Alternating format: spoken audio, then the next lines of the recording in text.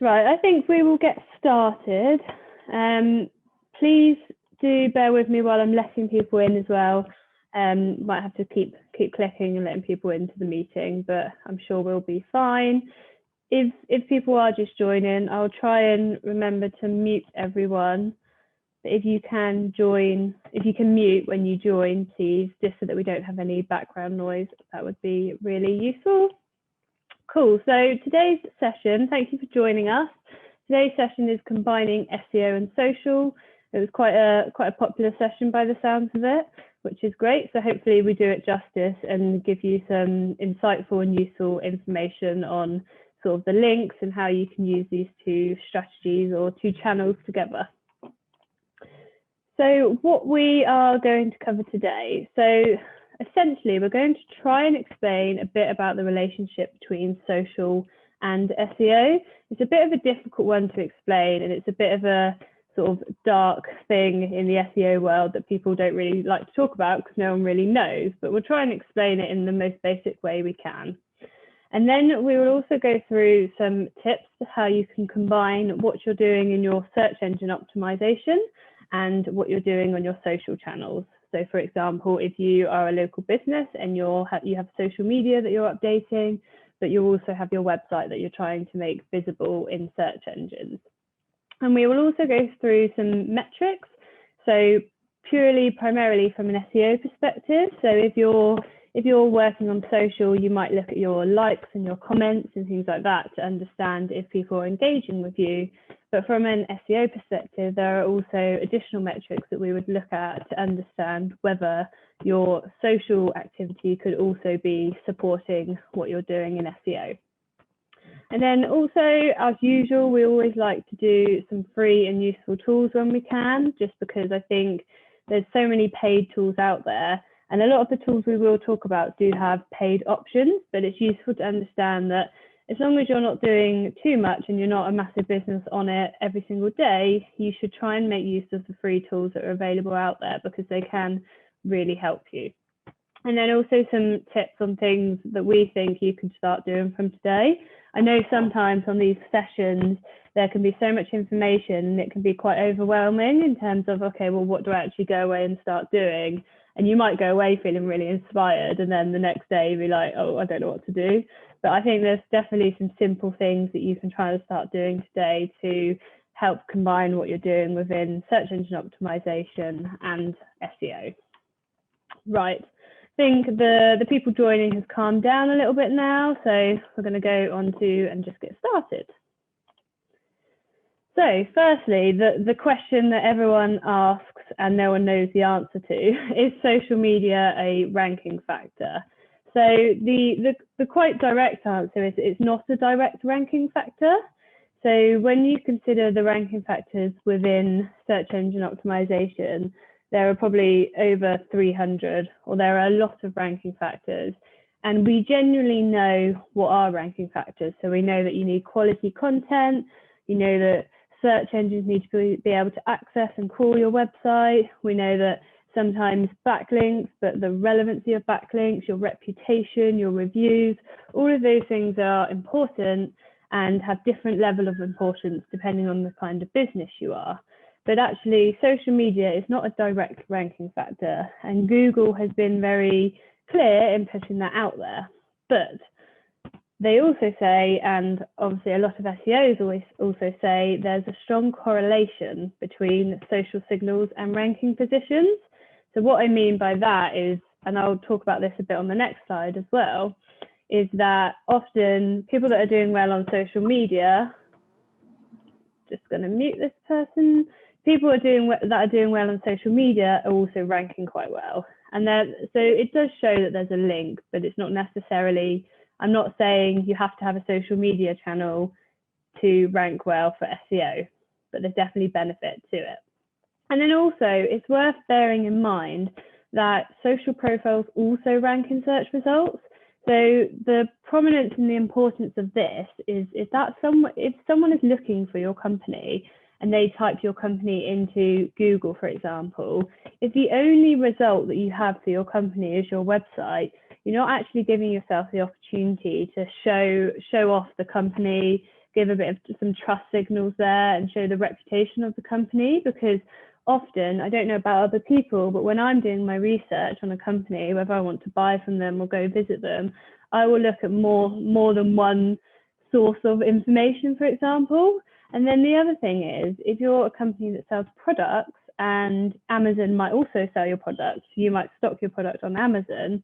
If you're not trying to take those top 5 results with company results, so your social channels, your website, for example, and anything else you might have, citations, then you're not doing yourself justice, because another website that talks about your business might try and steal your traffic. So I definitely say that having social profiles is useful to increase your brand visibility in search results. And then finally, just to add to this, social media, and people also often forget this, and we don't focus on it enough in SEO, I feel like, because there's so much to do that people don't have the time to focus on it as well. But it's worth remembering that social media channels are also search engines.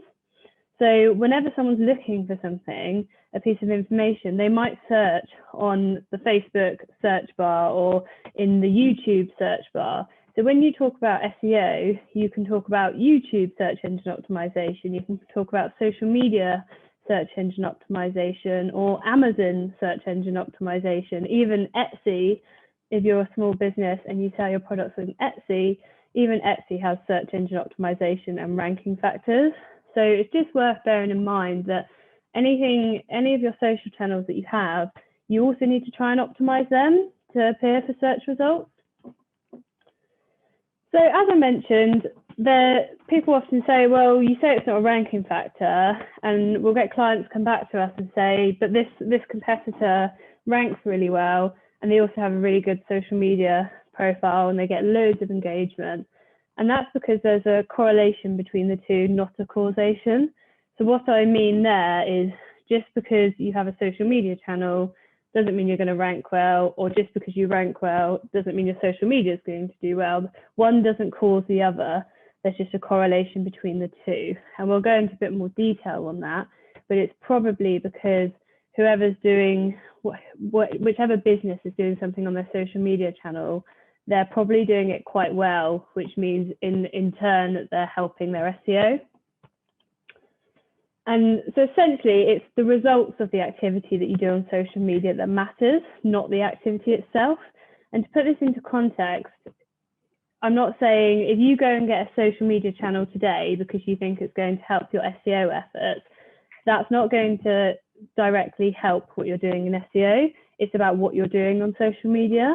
So you can't just get a social media channel, not update it, not optimize it, not do anything, not engage with your customers on there or your prospective customers, because that won't work. You need to be sharing your content and doing everything that we're going to speak to you about today, because that is the activity that will help with SEO, not just having a social media channel. And I'll talk about this in the considerations later on, but often people say, and it can be quite difficult to manage social channels because you need to be responsive and you need to be, I find it quite challenging managing my own WhatsApp, Facebook and Instagram, and I don't have any fans or customers, but I can imagine for a business itself, it is quite challenging. So it's definitely worth considering how many channels and really what you can manage, because just having a Instagram, Facebook, TikTok, YouTube, and all these different social media channels isn't going to make you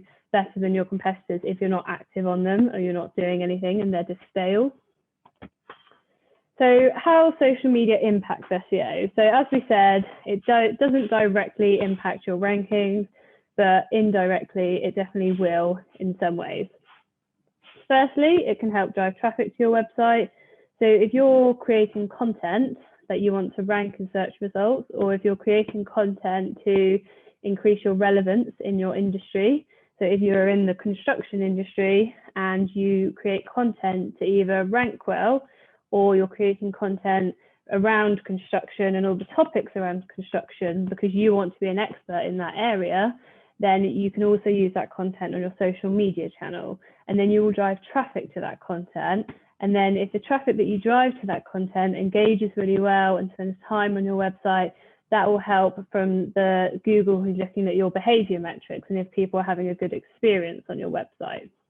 Also, as I mentioned, your social profiles can rank in search engines. So this can increase your brand real estate, which in turn increases the reputation and the awareness and the trustworthiness of your brand. I can't stress to you enough how the way SEO is going today is about reputation, trust, authority. So anything you can do in marketing to help your reputation and your authority and general online visibility and voice is generally just what you need to do within marketing. It's not just SEO. And companies have been doing it offline for years. It's, word of mouth marketing, but you need to be doing more of that online rather than just saying, I need to get backlinks, so I need to do this. You just need to be promoting your company online every possible way you can. And it also increases your content reach. So if you share your content, so any piece of content that you're creating on your website, if you share that in some way, shape or form, so whether you're repurposing it into more of a visual asset or whether you're posting a blog post on your social channel, if you share that onto your social media channel, then that increases the reach of your content, because if you think you might have followers or people that are looking at your social media page for offers or whatever reason they're following you for, they will be there. And if something is worth them sharing or them sending to their friends, they will then share it on. And if you just imagine how that can go, not quite viral, but everyone has a different network. And the way social media algorithms work as well is that if someone's liked something that you might have on your profile or clicked on it, then social media or Facebook might go, well, actually, this person's friend might also like it because they have similar interests. And then it might come up as you might also like this. So there's so many ways that if you're putting your content on social media, you will increase the reach of it and increase the reach of your business, which in turn you will get backlinks from, you will get, social media backlinks, which there's a different question between whether a social media backlink is a backlink, but I would say it is, because essentially it is someone linking or sharing your site, which is a form of a backlink. And then also, obviously, social platforms are search engines. So I've mentioned this before. People will be, if someone's searching, I do this quite often at the moment, so I'm buying a house, and I will hashtag something on Instagram to look for things related to my house. So that's what I'm doing. I'm searching for something on Instagram using a hashtag. So you just need to remember that's what people are doing. It's just slightly different, but still a search engine. And then also consistent NAP information. So by NAP information, if you are a local business and you have that Google My Business page where you have the map to your company, you need to ensure, and you might have heard this before, that your name, address and phone number information is consistent across all online references to your business. And by that, I mean your website, any citations you have, so any listings you have on local directory sites or any online directories, any social media channels. So the biggest thing that you could be doing wrong today is you might have put your social media channel live years ago, put your website live, you remembered to update your website when you changed your telephone number for the business, but you completely forgot to update your social media channel. So anytime you update something on your business, whether it's your name or even any about information, anything you update, if you move address, you need to ensure that that is consistent across your social media channels and your website and everything, because that helps search engines to understand your business. Otherwise, they can't put two and two together. So I used to work for a finance company called Sun Life, and there was also a Sun Life in Canada, and search engines used to always get confused about the two companies because they had the same name and they actually offered very similar products. So it's all about making search engines understand your business and your information so that they can link it all together. And then shares and earned backlinks. So as I said, with the content reach, the more you get your content out there, the more shares you're going to get, the more earned backlinks. And by earned, I mean they're easy backlinks. You don't have to go out and keep asking for people to link to you because they will just link to you anyway. You see a lot of competitions out there, companies doing really well, doing a competition to say you can win this if you share our profile or share our post and do this and like our page, for example. Those things do so well because they increase the reach of a company and increase your brand searches. So if people find your business across social media, however they find it, whether it's through a friend, whether it's through the feed or whatever way they find it, actually they might then go and look for your company. They'll be like, oh, I saw something interesting from that company actually, or an offer. I'll then go into Google and search for them. I did that the other day when I was looking for some wall paintings for my house. I found that an influencer had it on their social media, on their Instagram, and then I went and looked for the company in Google. So it all links together, and you probably do this all the time, but increasing brand searches actually helps SEO. So the more people that search for your company, the more Google thinks, oh, actually, people like this company, people are trusting this company, people are looking for this company. So that will help you from an SEO perspective. So what you want to do is increase the number of people searching for your company, which social media helps with.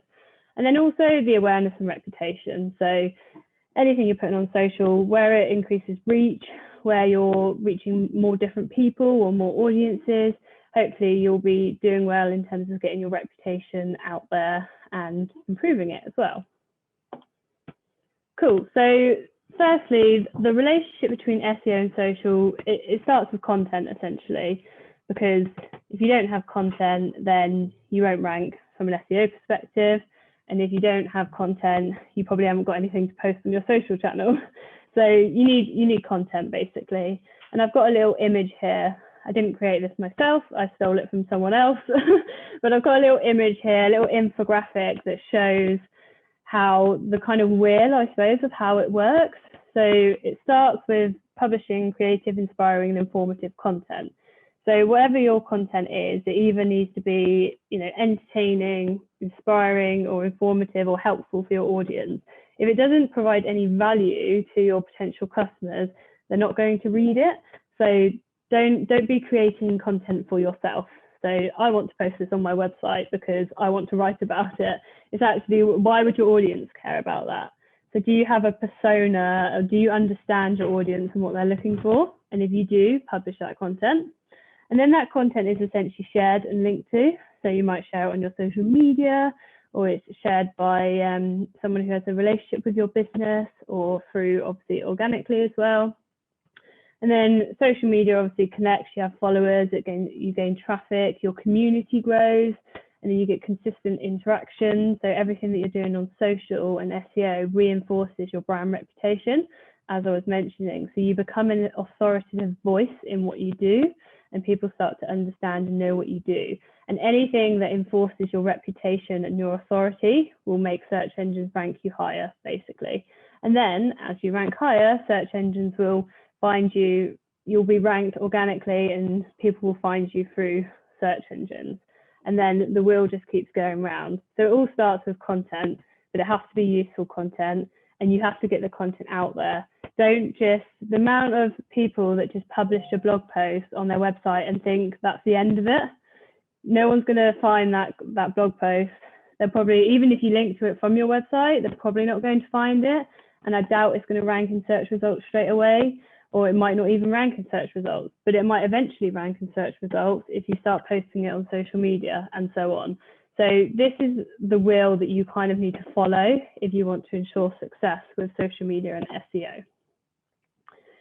Hopefully we can, you'll be able to see this when you look back at the recording and take a screenshot, because I think it's really useful to look back at.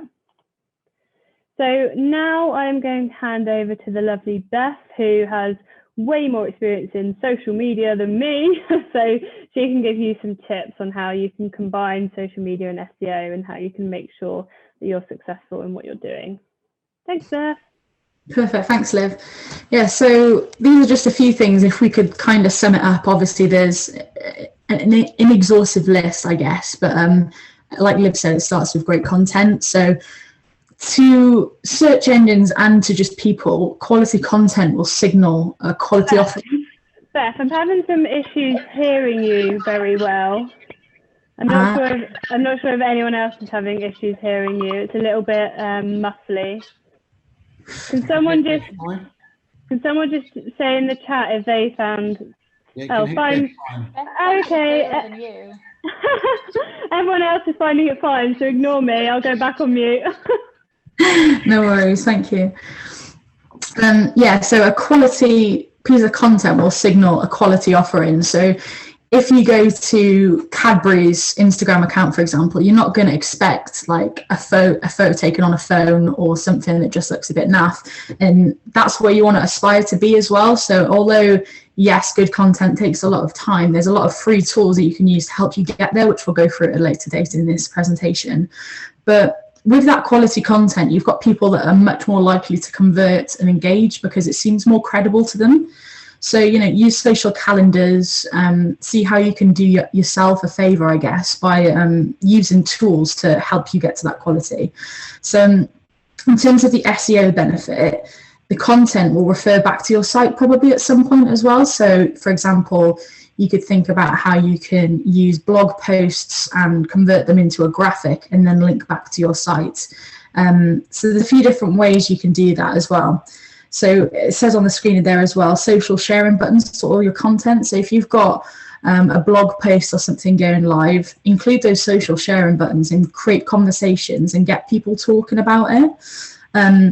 But again, it's got to have a meaning, so it's got to be purposeful, it's got to be thought-provoking, and much better stuff performs well than just ticking a box. So I'm sure if you see stuff on your own personal Facebooks, you scroll past so much stuff, but how many do you actually stop and engage with? It's only the stuff you actually care about. So the more you can make it quality and engaging, etc., that's where you'll see the benefits for it as well. If you just want to go on to the next slide, Liv. Thanks. So yeah, quality, not quantity. You want to get useful, relevant followers and also conversions. So how do you do that? You build a community. So, you know, you haven't got time to invest 5 hours a week into Twitter, for example, if your followers aren't even there.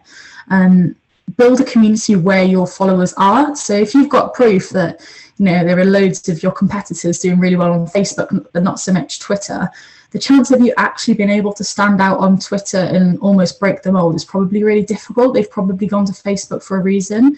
So go where your followers are and improve the quality of the follower base by, again, posting content that they care about. Ask yourself these questions on the screen. If you answer no to one of them, you probably need to reconsider how you're approaching things. The way you need to think of it with the community is, forget the vanity metrics. Although you'd love thousands of followers, would you rather like 1,000 followers but only get maybe 10, 15 sales a month, or 500 followers and maybe 200 sales a month? Because what you're posting is really community-led. You've got a really strong follower base. Tap into the audiences with the right content and those ratios will start getting a bit better for you as well. And again, once you've built that community, you've basically got your formula to success, so just run with it. It'll help, again, with an SEO benefit for your reputation, your credibility, because it's not just signaling to people, but again, also search engines that people are interested in this content. They must be, you know, maybe an authority in their field. They must have stuff that's worth talking about. And again, it's given all those signals to tick a box in that sense as well. If you want to just move on to the next slide for me, Lev, that'd be great. So engage with your audience. Now, this is something that's a really big mistake for lots of people and brands, and it's hard because it's really time consuming, but it's probably one of the worst things you can do is just leave it. So any comments or questions that's left on your social or the inboxes, things like that, try and respond as soon as you can, even if it's just a placeholder response, but you're really helping build that trust. So one of the things on Facebook, when you go onto a page, will show the response time. Sometimes they're in like a red color, which shows, you know, the profile's not very active or they take a while to get back to you. Even in personal life, if I go onto maybe a brand I'm looking at and notice it's 1 hour response time, and perhaps I could think, oh, actually, I'll probably spend about 45 minutes waiting on the phone, for example, you're much more likely to just quickly drop a message, resolve it with a real human interaction. It's really easy to deal with as well. So as soon as you can respond to stuff coming through, I do it. That also, I guess, takes form for community management as well, which is, you know, if you've got people commenting even stuff like, oh, I love this, as much as it's not really asking for a response, the algorithm will favor you if you do respond to it. You're showing you're loyal as well to people.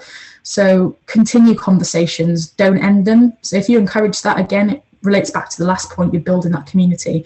So if someone says, I love this, start a conversation. Oh, great. Da, da, da. Just go from there rather than leave it. Even if you're just engaging with it, liking it, just do something with it. So all of this as well, again, to search engines and people, will build that brand trust. So, you know, the content that encourages shareability is creating conversations in online and offline. So, for example, there must be so many times when someone says, oh, have you seen this on Facebook? Again, like Liv said earlier, it's a domino effect. If you share something with someone that's relevant and they all have relevant pools of friends, it's much more likely to reach the right people, even though it's not, for example, a mass reach. You're not maybe reaching 1 million people, which is, I guess, in some people's world, the dream, but you're reaching probably around 10,000 of the really relevant people that are more likely to convert. And again, with the SEO benefits, website traffic. So if you're posting with stuff that's engaging, you're sparking interest with them, they'll visit your site, they'll visit your social pages, they'll have more of an interest in your offer. And if they then visit your site and you've got a blog page, the more information you've got and you can offer them, the better. If you just want to go on to the next one, Liv. So be consistent. So again, like, you've got to be consistent with messaging people back, etc. But also, the more visually appealing and consistent your feed looks, the better. So like I said with Cadbury's earlier, you want something that builds a sense of trust. You want something that looks really credible. There's been loads of times where in my personal life, maybe I'll go onto a brand's Instagram account, and if something's just not quite there, you think, oh my gosh, are they real? And it sounds silly, but it definitely does happen. And it's a psychological thing of feeling like maybe you're being ripped off through social. But I think you really need to get a sense of credibility across with images to just fit well in with the feed, and they're on brand and they make sense for you. And yeah, although there might be something that's worth talking about, maybe you can think about how you can frame that in a different way. So instead of putting a random image up, maybe think about how you could tweet about it instead. Think about different ways of doing it, and that helps you be consistent visually and I guess with your brand in general as well. So like Liv said earlier with the NAP stuff, the classic housekeeping helps with that. So you're approachable, you're visible across all the platforms for not just current customers, but potential customers as well. So it's signaling to them that, again, you're active, you're consistent across all the channels. You know, you haven't got a different profile picture across Facebook, Instagram, Twitter. You're recognizable. And again, yeah, that links back to all the other points. It shows customers that you're actively on the ball, but not just customers, search engines as well. And the next slide for me, please, Liv.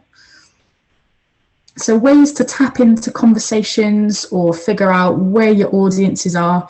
It's a great way to tap in through hashtags and keywords. So I'm sure you'd have heard lots about keywords on lots of the Nettle Academy sessions, but hashtags have been around for about 10 years now. So searching hashtags or tapping into hashtags and jumping on trends and talking about things, it's a great way to put your name in that field and in that conversation at the right time. I've seen lots of brands that maybe have 500 followers actually go viral because they've posted a really good piece of content at the right time. It's not about having that reach, it's about having the relevancy. So attract the target customers by getting the right content out at the right time. Similarly, at the right time, something I've said in one of my sessions with Nettle before is maybe just because you get up at 5 a.m. to go for a run doesn't mean your customers do. So look at your analytics, see when your customers are active, and go from there to find the best recipe. So with the hashtags as well, so lots of news publications will be monitoring stories around trending topics. So if your tweet, for example, using the hashtags appears at one of the top, you're much more likely to get a backlink. And how amazing would it be to have, you know, a link from the Daily Mail because of something cool you've posted on Twitter. All of these keyword or hashtag inclusions, and you know, keywords can be included in your blog as well. They'll increase your impressions as well for social, because, for example, you can link to a blog post through Instagram stories. There's lots of different ways to repurpose content. If you could just go to the next slide for me, please. I think this is the last one. Fab. So yeah, listen and learn. You've got to learn from your mistakes. I wish there was as much as it sounds like there could be a few steps to follow, that there's not. You've got to really test what works well for your brand and your audience and go from there. We call it an editorial approach because you learn from your mistakes and you try and try again. So you're not just learning from your mistakes. You can actually look at your competitors and, maybe even before you try social for the first time, what have competitors done well and what have they not done well so much? How can you do better? So if you look at maybe 5 brands you'd consider in a similar space to yours that maybe that's aspire where you want to be, look at the type of content they post, what does well for them, what doesn't do well, and that'll help frame your thinking for your content as well. So what are the keywords you like to rank for? How can you craft content around that? So say, for example, one of your keywords is male skincare. You might start thinking about how you can create blogs around that and then maybe also replicate that on your social. So, test the topics, test the phrases, introduce them across all your touch points. And then again, linking back to the other consistent point, it makes sense. People are going to different touch points, whether it's social, blog, web, and everything just makes the same sense. So yeah, test, run with what you figure out what your audience likes the most. But you're also going to be investing into your social with lots of different ways to, I guess, boost your metrics. So not just the vanity ones like followers, but you're going to want your engagements to start increasing and your impressions. And then from there, you probably see an outcome of conversions on your site, or whether it's the call to action to ring a number or whatever, you'll probably see an increase in those, because the more relevant content you can push out to the right people, the more chances it's going to convert. So do things like giveaways or maybe some sponsored posts, or working with some influencers, some competitions, user generated posts. These are ways to expand your pool of where that content is going and also make sure it's a really appealing offering. So if someone just has to like and comment on a post to get, £50 to £100 worth of free product, people will do anything for free stuff. The more you can go ahead with that, the better. Again, test with the testing. If a call to action doesn't work, try something different. A nice thing with organic and not paid social is that you can try without necessarily losing much money. It's nice how you can quickly delete a post if it's not going the way you planned. Just try and test again. I'm just going to hand back to Liv. Thank you, Beth. That was really useful. Some great tips there. Definitely recommend going back through them and seeing if you're doing everything there that we're suggesting. So just to follow on from what Beth has mentioned, don't mistake engagement for just likes and comments. I think often people look to grow their followers or get as many likes as possible on a post or as many comments as possible. But actually, sometimes that might be kind of false engagement, because people will sometimes scroll and like anything, but it doesn't necessarily mean they've engaged with your brand or that they're going to buy from you. So I've got an example here of a cat post. I always refer back to this kind of thing because these posts have thousands of likes because it's cute or funny pictures of cats, and you can do the same with dogs, and you can do the same with any animal.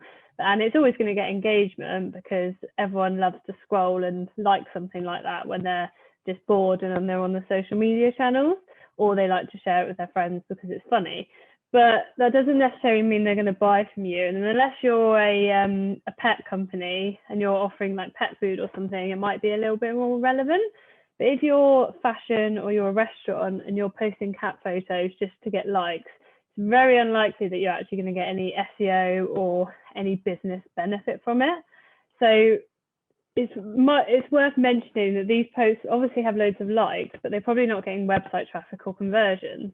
I'll show you an example of another company where they've probably got less likes. So they've got 194 on the first one, if you can see it, 326 and 95. And they've got a good amount of comments. And this is a Results with Lucy. So it's like an online exercise company, for example. But actually, if you look at some of their posts, the second one is about saving 50% on their annual membership. So that's actually, I suppose, a product post. And then the third one is also because it's offering free shipping. So while these aren't really inspiring posts that are going to get them loads of likes, but actually people will click on the links here and then go to their website and probably buy. So what I'm saying is don't post everything on your social media for likes, but also don't post everything for products. So the left-hand side one here is just a little bit more of an inspirational type quote to get their followers sort of and their community sort of interested in what they're posting. So I think you probably need a range of things, so a range of sort of competitions, talking about offers that your business are doing, talking about your new menu on your website, and then also doing things that are a little bit more engaging, but don't do too much of one or not enough of the other. And make sure you're tracking the success of them. So look at your metrics, at the metrics that you want to track, and then be consistent in tracking them and ensure that you're actually seeing success from what you're doing, because there isn't any point spending hours and hours a day on your social media if you're not getting any business from it, unless you want to just be, I suppose, an influencer that just gets loads of likes and photos of cats and just grow your following. But most likely you'll be working on social media because you're trying to improve your SEO or improve your business and get more money from it. Few considerations here. So I've mentioned this before, but be on the channels where your customers are or where your prospective customers are likely to be. So if your customers are over 70 or over 50, maybe don't go for TikTok first. They might be on there, but I don't think that's the main audience. So there's lots of websites online where you can find the statistics of customers on different social media channels. So I know that Facebook doesn't have as many younger customers as it used to, so as many sort of under 25. Not to say it's not valuable, but just have a think about your core target audience and which channel they're likely to be, and choose that as your main channel. And don't just choose Facebook because you don't personally like Instagram, because if all your customers are on Instagram, or if people are searching on YouTube, then you just need to make sure you are where they're likely to be, because otherwise you'll be targeting the wrong people and probably not getting any business when they actually come to your website. And then also be smart about the time and the energy that you invest in social media. It's not important to be on every single channel. It's important for it to deliver value to you. So don't just be on Snapchat, Instagram, TikTok, just because you think you need to be in your audience or on all of them. Work out what works for you and what's going to drive the most traffic to your website in order to help your SEO efforts, and then be on that. And be realistic about the amount of time you can invest in it. So all these considerations link in together. But essentially, what I'm trying to say to you is that it is quite a big job managing like social media for your business. So just be careful about how you do it, and just try and choose, one or two channels, and then do it right and get your content out there and promote your business as best as you can. So measuring social success. So as I said, there's a lot of metrics that a social media person or someone focusing solely on social media will look at for success. So you would look at the engagement rate, likes, comments, followers. But from a pure SEO perspective, if I was trying to understand if my social media efforts were helping my search engine optimization efforts, I would look at the website traffic I'm getting. So how many people are coming from my social media channel to my website? And if you're really savvy and you know how to use analytics platforms, you could have a look at the pages that they're going to.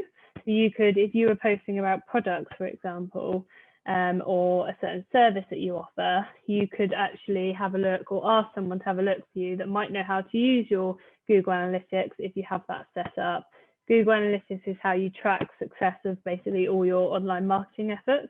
But if you had that set up, you can understand, okay, how many people are going from my Facebook page to this specific product page? And if there are none, you might want to look at what more you can do to get people there, and the journey that they take if someone comes from social media to your website.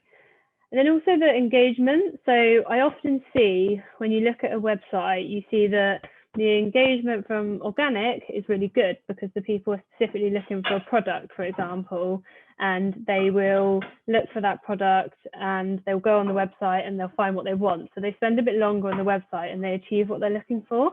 But when you find people on social media, unless they've used the search engine in social media, they're probably not in market. So they're not actively looking for something. They're not searching for it. So actually, sometimes you see that the traffic that comes from social media isn't as good quality, but that's not always the case. But it's worth looking at the quality of the traffic you're getting, because that also helps you understand if you're targeting the right audience on your social channels. Backlinks, so the number of shares and backlinks that you're getting from social media, the amount of people that are sharing your content. There's a really useful tool, I think we're speaking about it in a second, called BuzzSumo, and there is a paid version of it, which is probably a little bit better. For any piece of content on the website, you can add a Google Chrome extension and understand how many people have shared a piece of content on the website, on how many times it's been shared on Facebook, for example. So that's really, really useful. And then returning new users from social media, that's quite interesting, because it's actually interesting to understand if you have built up a community around your social channel. Are those people, do they keep coming back onto your website? So have you built up a good community? So I would look to see, is over time my returning users increasing from social media? And if so, I'm probably doing quite a good job of community engagement and growing a loyal community who are likely to be brand ambassadors and probably word of mouth tell their friends about my business, for example. But also new users, because if you're on the right channel and you're promoting your content and your business well, hopefully you'll drive some new business for it as well. So I'd like to see those two metrics going up if I was to see if it was helping SEO for me. Brand searches. So if you have Google Search Console set up, you can have a look, and that's another Google platform that you can have a look at your performance, so your SEO performance. You can have a look at how many people are searching for your brand. And essentially any marketing effort you're doing, whether it's SEO, PPC, social media, any offline activity, the whole goal of these things should see more people searching for your company online and coming to your company through searching for your company's name, because that shows that you're doing the right job of promoting your business. You want to see people searching for your brand, and anything that is a brand search is anything that someone has searched that is either your company name, a version of your company name, or a product name that only you offer, so you can tell it's definitely someone looking for your business. And then also your reputation. How you monitor reputation, probably ideally from reviews. You can simply search for your business in Google or in Facebook and find out what people are saying. It's always interesting it's really hard online nowadays to manage reputation, because people will always say a bad thing online about you, but not always good. So reputation management is such a big area for businesses now to ensure that they're seeing success. So those are the key metrics. Definitely worth having a look at all of those to look at your social media versus your SEO and how they might be helping each other. So I'm going to hand back over to Beth quickly, and then finally she'll hand over to me after, but she's just going to go through some free and useful tools that she uses a lot in her role. Fab, yeah. Two things I actually forgot to pop in here, but I thought it'd be worth mentioning is, for you guys in particular, I'd also look at using as much user-generated content and maybe outreach into local, small independent businesses that offer, maybe you might have a 16-year-old freelance photographer who's actually really good, who you can work with in exchange for maybe a backlink or promotion of his services. I definitely use those two avenues as well before tools. So if we look at the first tool, so this one is called Canva. You may or may not have heard of it. There's a free version, and also the paid version only comes in at around £9 a month, so it's not too expensive at all. There's lots of pre-made templates if you want to create content on there. So you can upload, you might have commissioned a batch of photography a few years ago and you still want to use that. Upload the batch, you can do lots of different things with it, put it in different templates, upload the font that you normally use, the colors you normally use. It'll give you some video templates as well. So if you've got some video footage that you want to add a bit more stuff to, you can do it in there, make it a bit more immersive.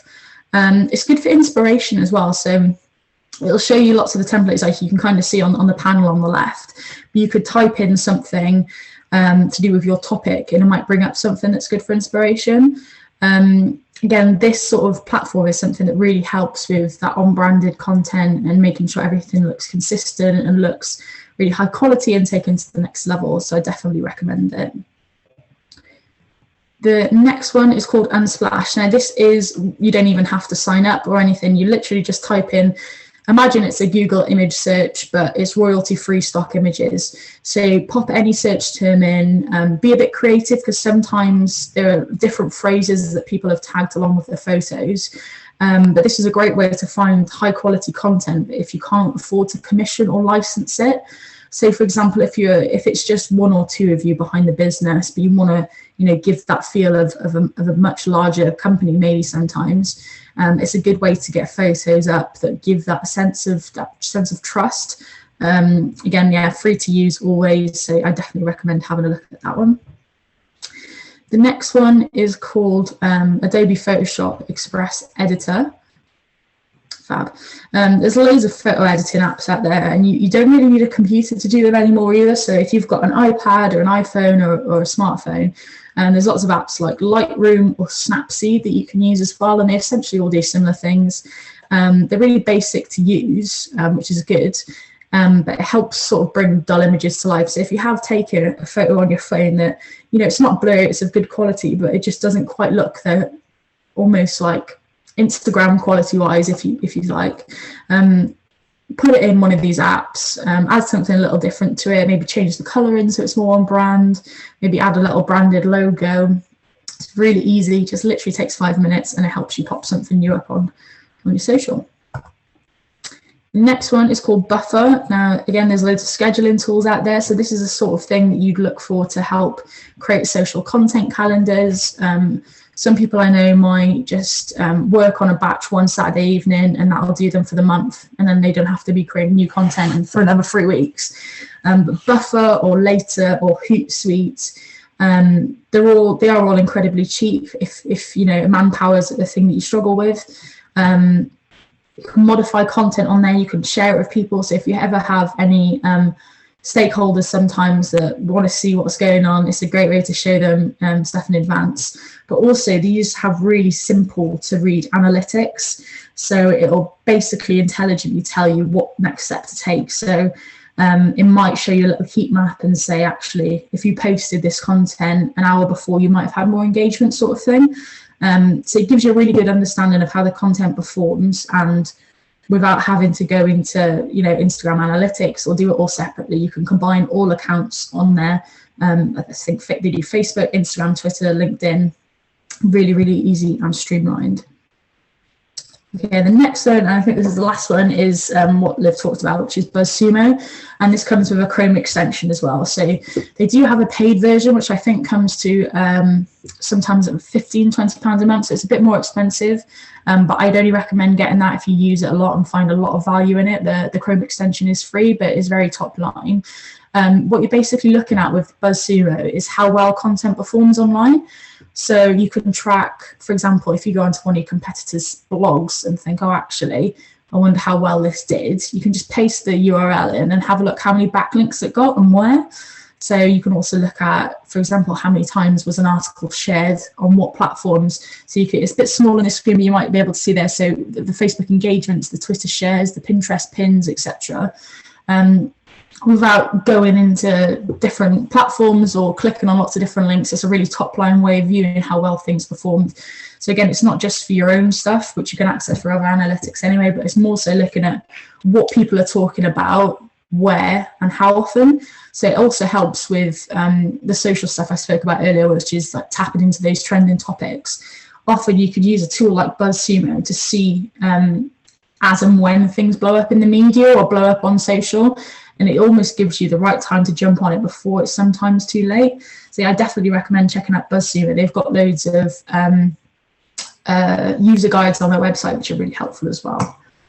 And I think that's it for tools. Thank you. Thanks, Beth. I think we've got quite a few people that have joined sort of in between this presentation. So the link is on the chat if anyone needs to go back through and actually get the whole presentation and the whole recording. So finally, I think there's just a couple of more slides for me, and then we'll try and take some questions. But if you do need to jump off, feel free to jump off at 3 and then you can come back and get the recording afterwards online. But things to start doing today. So these are the things that we actually think that you could literally go and do today. Depends obviously on your website access and your availability, but there are definitely some quite easy things to do. So if you haven't already, I'd probably launch and try and be active on at least one social media profile if it's right for you and the ones that your audience are, and be posting your content on there. Include your social profiles in the footer of your website.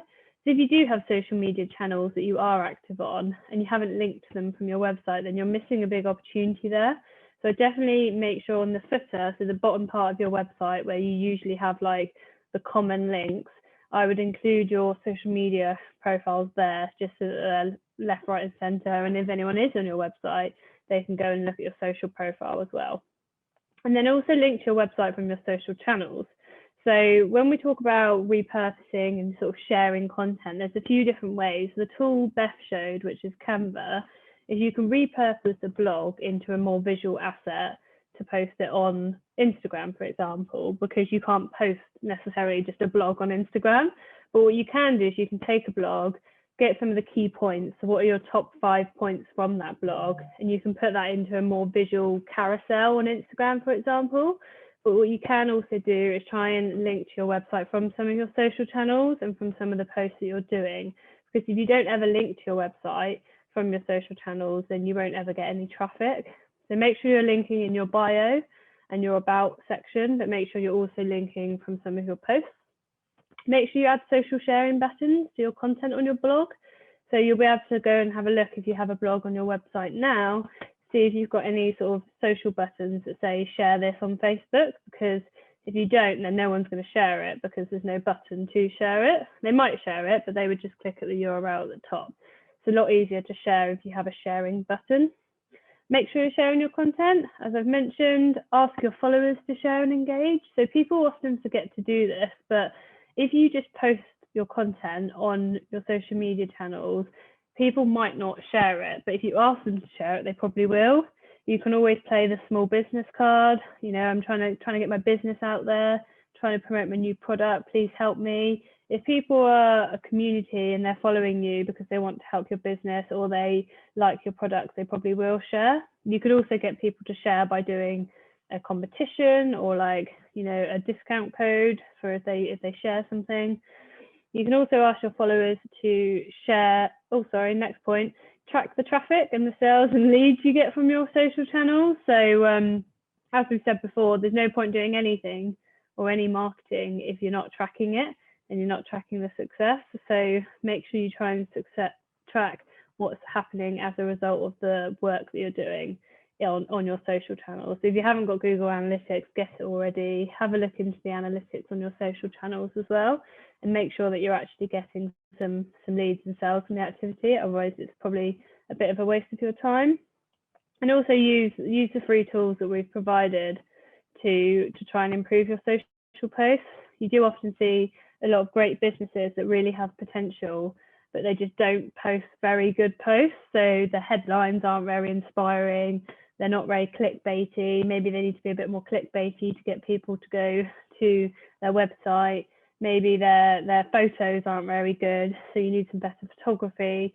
So some of the tools that we've provided will really help with making sure that your posts are a little bit more engaging than what you might do if you're not a creative person, for example, or you're not a copywriter. And then just as an overall kind of final point, and then one point after this, is that you need to think of social media and SEO as part of a wider marketing strategy. If you have a small business or if you have a large business, you're probably doing more than one thing to help with your marketing and promoting your business. And SEO specifically, as well as social media, they are not siloed channels. You can't just look at SEO and say, oh, I'm not ranking well, SEO is not doing its job, or look at social media and say, I don't have loads of comments, social media is not doing well, because you have to look at the whole omni-channel approach and how there's a halo effect. So if you're doing something on social media and then you're doing something on your website, and how that all links together, how if you're getting reviews, you're helping with your reputation. So you just need to think about, I think, the overall marketing strategy and how all of these things fit together and work together, and just try and add the points all together and then understand how that will overall help what you're trying to do and trying to achieve as a business. And just as a final point, I like this quote because obviously people buy from people they trust. They're not just going to buy from you for the sake of buying for you. And the reason trust is really important is because that is becoming way more important with the online community now, because every business, especially with everything that's happened in coronavirus, every business is going online, as well as obviously once things are over, they'll probably be offline as well. But you have to understand that trust is really important, and how you get that trust is probably through what you're doing to try and rank organically, what you're doing in media, and the reputation and the reviews you're getting. So ultimately, any activity you do to help SEO will be about trust building.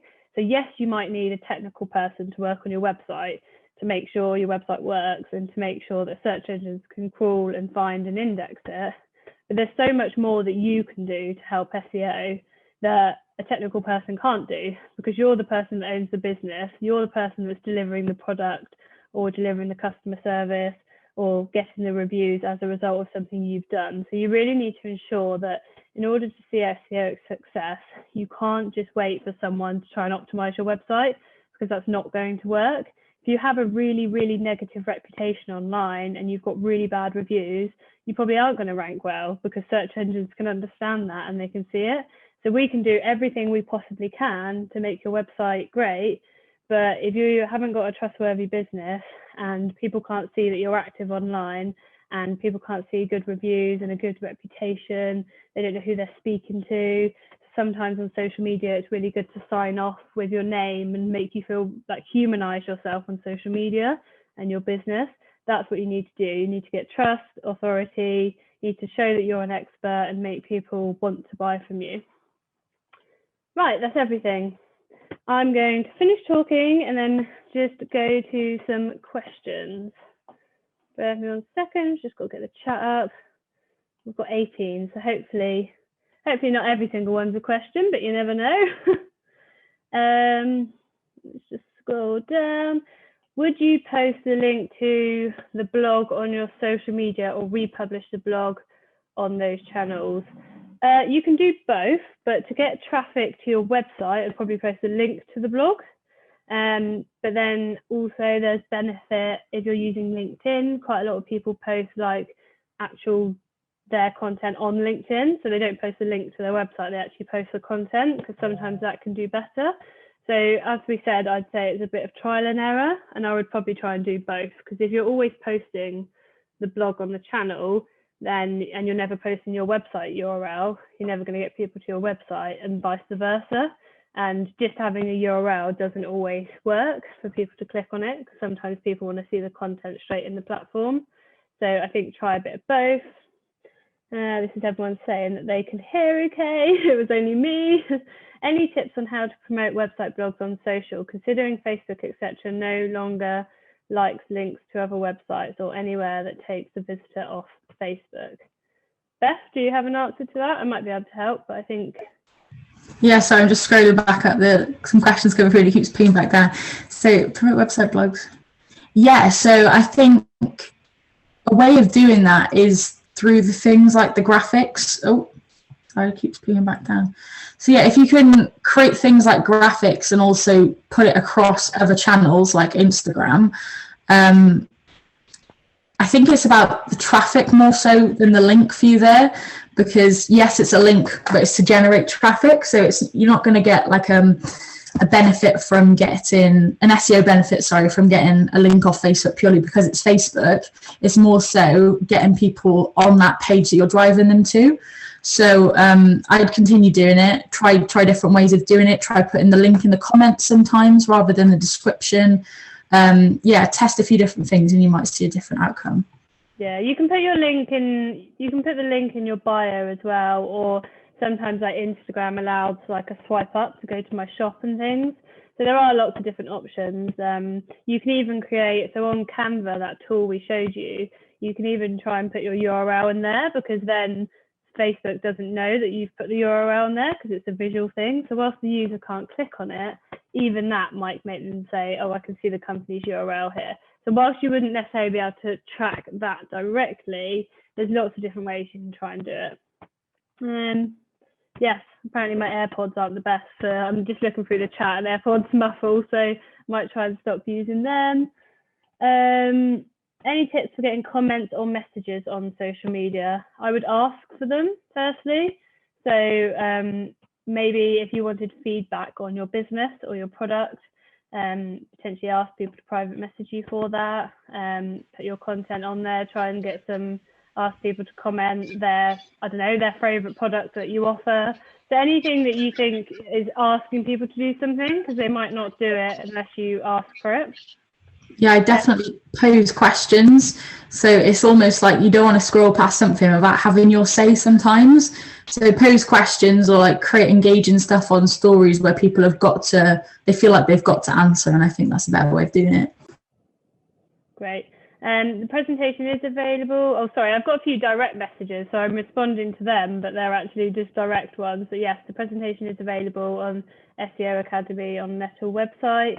All the apps will be on there as well, so you can go back and just have a look on them on the slides. But I think the main ones we spoke about today was Canva, Adobe Photoshop Express Editor, Buffer, BuzzSumo, and there was one other one.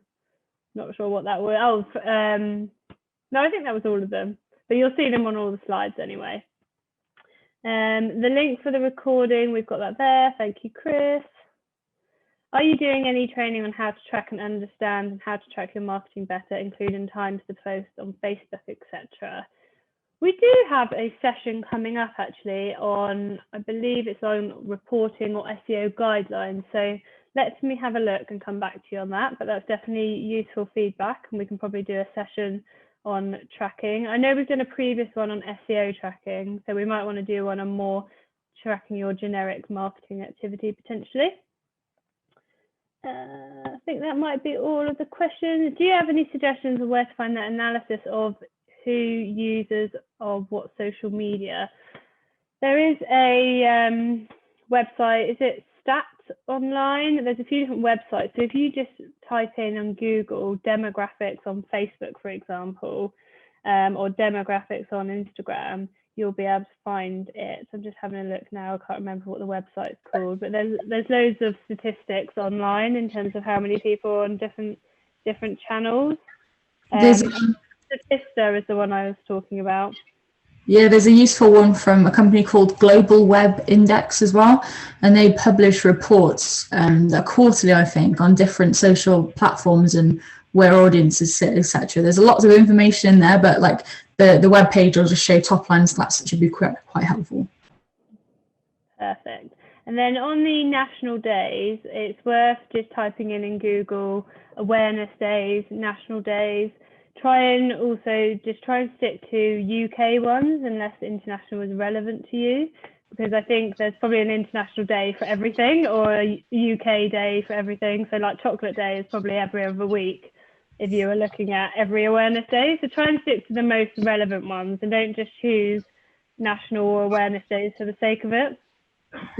There's also a company called 10 Yetis, and they put out like an actual calendar that should be quite helpful. But again, it's not necessarily in your niche. It might be easier if you do it yourself to make sure it's only stuff that's relevant to you. But as a guideline, they do publish like general stuff. Do you know any free tools to resize your company logo to fit in the LinkedIn banner? I don't personally. Do you, Beth? I think you can do it on Canva. So with Canva, it basically gives you all the dimensions for the different types of posts you might need. So whether it's Instagram story or Facebook feed post, Instagram feed post, LinkedIn banner, Facebook cover photo, they're all automatically there, and you just go in there and create something. So you're not just necessarily doing the logo, but you could probably do something a little bit more creative as well, but it's all done for you, which is good. Great. And then the next question was around recommending paying or sponsoring posts. Yes, but obviously you have to pay for them. So it kind of depends what it is. I think if you're paying for something, you want to see a sale out of it, or you want to see a lead. So it might be worth only paying or sponsoring the ones that you have your telephone number on, or you're driving traffic to your website. It might not be worth just sponsoring like the content post, but you could trial that. But sometimes, obviously, if you want to see a specific return on your money, then I'd probably only sponsor the ones where you think you're going to get, if you're offering a 20% discount or 25% discount and you want to see people buying as a result of that, it might be worth sponsoring that. And also, don't sponsor something where if you've got an offer and it's not a very good offer and no one's going to take it up. I see sometimes businesses are like, oh, 5% discount. And it's like, people probably aren't going to buy as a result of that unless you're Gucci or something and it's really expensive. So just have a think about, before you pay for a sponsored post, have you actually got a really good offer, or is it a really good post before you pay for it? I understand how this can work for certain sectors, but how would you create posts for tradespeople? Content is less tangible than some services which can offer discounts, etc. There's only so many bathrooms a bathroom fitter can post and still be interesting. Absolutely, I think it can be quite difficult in certain industries. Beth, do you have any thoughts on that? Yeah, the only other thing I can think about is look at what conversations your target audience are also having. So if you can tap into other conversations that aren't necessarily directly linked to your product but make sense, I'd get involved in those. And you can create graphics on Canva for free. A lot of the stuff around home and bathrooms or windows or kitchens or whatever on Instagram and stuff nowadays is very inspirational. So even if you're a really small business tucked away in a little town, I definitely try and take the stuff to the next level to give you that bigger feel and make people get that aspirational feeling from the home content. Yeah, I think you have to get a bit creative. Like, I've definitely done some content before regarding a similar sort of thing in the home, and it was around, is it better to update your home or sell your home and get a new house? And then we put in like the costs and did a bit of research about ripping out your bathroom and doing a whole new one versus sort of moving house where there's a brand new bathroom already installed. So there's lots of things you can do to get a little bit creative with what you're doing. You might be able to find something really funny and create, do a bit of survey with your customers on social media about, their uses in the bathroom or how long they spend in there. There's so many things that you can do that aren't just posting photos of bathrooms or posting fitters. Trying to think a bit away from your core product offering and just think related to the home, related to bathrooms in general, why people use a bathroom and all of that kind of thing, and you get a bit interesting with it. I think just checking that we've got all the questions. Yes, videos will be there to catch up on for anyone that has arrived late. We've posted that on there again. Okay, that's everyone. Thank you, guys. Hopefully we've answered all your questions. Do go back and look at the recording to try some of the tools. If anything did go over your head a little bit, just do a bit more extra research. Obviously, we've only got about an hour to try and fit everything in. But if there was one tool or one point that sounded quite useful to you, just go away and Google it and try and find out a bit more about what you could do. Thanks, guys. Thank you.